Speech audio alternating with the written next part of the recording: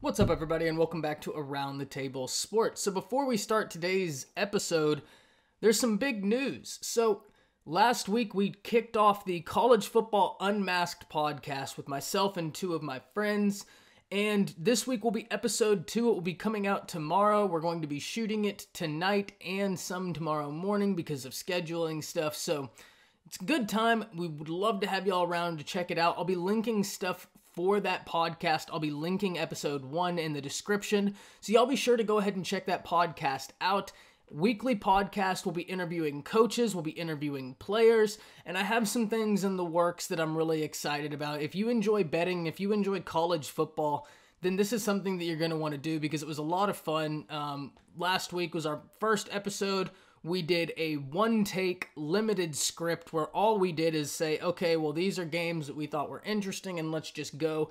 And it turned out to be a really good conversation and it was a lot of fun. So y'all be sure to check that out. And, even further than that, go ahead and subscribe to this channel so that way anytime I have any new podcast news, any interview news, any player news, because not only do I do that, but we also talk about college football, NFL football, recruiting, sports in general, and like the sports world on this channel, and it is a new channel that I'd love to continue to grow.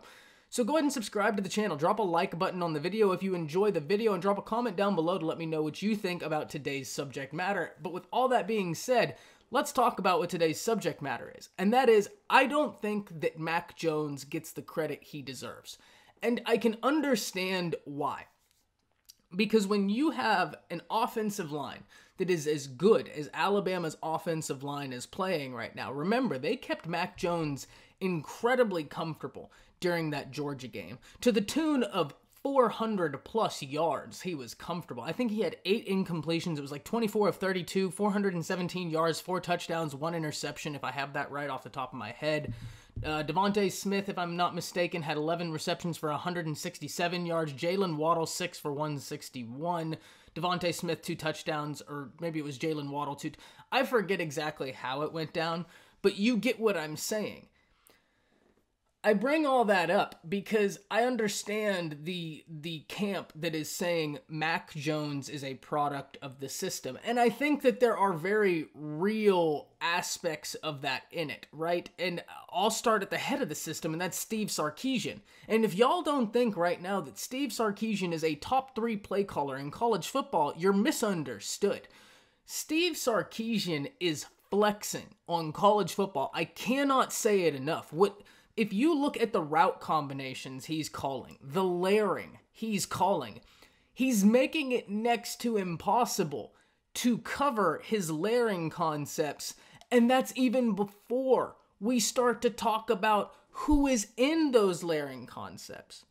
We're talking about Devontae Smith, Jalen Waddle, John Mechie, and guys, y'all haven't even seen some of the freshmen that Bama has that have been lauded all camp as being guys that are studs. I'm talking Javon Baker has still yet to make an impact, still yet to really get any looks, but all through fall camp, that's the name that people were hearing, and they've heard he's the next big guy at Alabama for receiver. So they have all of these weapons, they have that line, they have Najee Harris, for God's sakes, who's absolutely showing out in his senior season, which is great to see because his decision to come back is going to make him money. He's having the best year of his college career this year, and he looks really, really good this year. He looks quicker than last year. He looks like he has more explosion. He looks like he has a faster top end, and while it's still not the same top end as like an ETN, they're different, right? Because Najee is much more Le'Veon than he is, I'll say, like a Kenyon Drake. Najee's very patient. Najee likes to pick the defense apart, and he's very good out the backfield as a receiver. So I say all of that because that camp that says Mac Jones is inflated has a real point. But here's where I disagree. And we talked about it on episode 1 of the podcast, and I used Sam Ehlinger as an example, and I'm going to use him again here today. Draft nerds, guys, whoever watches the NFL draft, you'll hear this phrase talked about with receivers all the time, right? If you remember back to Kevin White, he was a big one. which is catch radius. What is your catch radius? Where can you have the ball placed and you still be in a viable spot to get it? There's a difference between being accurate enough to put it into the catch radius and then accurate enough to where it is in the catch radius where only the receiver can catch it. And that to me is the difference between an Ehlinger and a Mac Jones. Even if you were to supplant Ehlinger into the Alabama system, I don't think that he is good enough as a passer to do what Mac Jones is doing. I don't think he's good enough as a decision maker to do what Mac Jones is doing. I don't think he's good enough under pressure to do what Mac Jones is doing.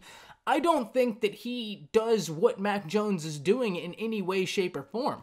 Does he look better than he does at Texas? Sure, because he has a competent offensive line and receivers to throw it to, and Alabama doesn't face the same developmental issues Texas does. Texas has had 6 first-round draft picks since 2006, all of them on defense. Alabama's had 33 since 2009. We're talking a totally different wheelhouse, but the difference between Ehlinger and Mac Jones is Mac Jones can put it into a window where only his receiver can get it at a consistent basis. Sam Ehlinger can't. Sam Ehlinger is not very accurate, even without very good coverage, and Mac Jones is pretty accurate.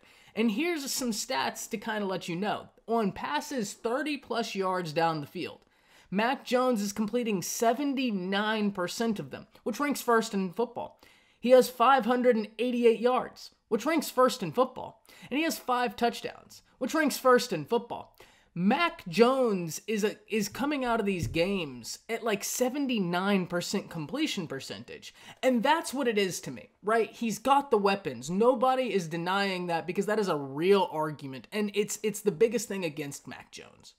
It's a very real argument to say, well, he has an offensive line. He's got an incredible running back. He's got maybe the best play caller in all of college football. And he's got the best receivers in college football. But Mac Jones is really showing right now that he can play quarterback. And absolutely it benefits to have all of that. But he's a guy that is better than people are giving him credit for. And I think he'll continue to show it as the year goes on. And I think Tennessee's a great opportunity for him to show it.